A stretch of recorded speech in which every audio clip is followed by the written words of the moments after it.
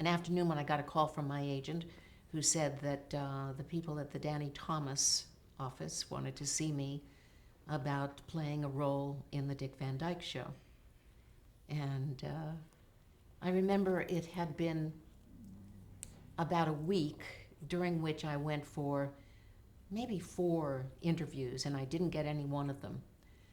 And I said to my agent, it's the only time I ever backed out or backed down or cowered. And I said, you know what, I really don't want to go. I can't take another disappointment. And he said, excuse me, but who am I talking to here? And he eventually talked me into going over.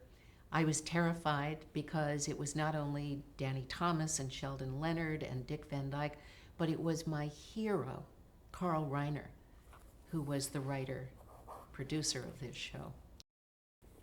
They thought of me because the year before I had interviewed to play the part of Danny Thomas's daughter in his series, Make Room for Daddy.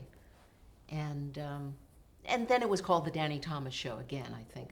But I had been called in, as had some 75 other young girls at that time, and it had been narrowed down to 2 of us after 3 or 4 more times back reading. And Danny came over to me and said, listen, I want you to know that the reason you didn't get the job is not because you're untalented, but with a nose like yours, kid, no one would believe you're my daughter.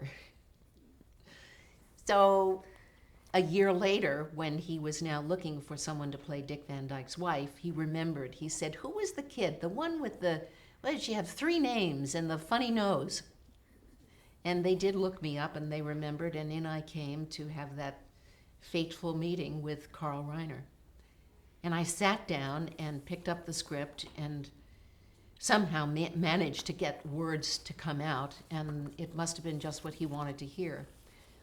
Because about halfway through the scene, he placed his hand on the top of my head and said, come with me, with a maniacal look in his eyes, and he sort of like a rudder directed me down the hallway into Sheldon Leonard's office and said, I want you to hear this.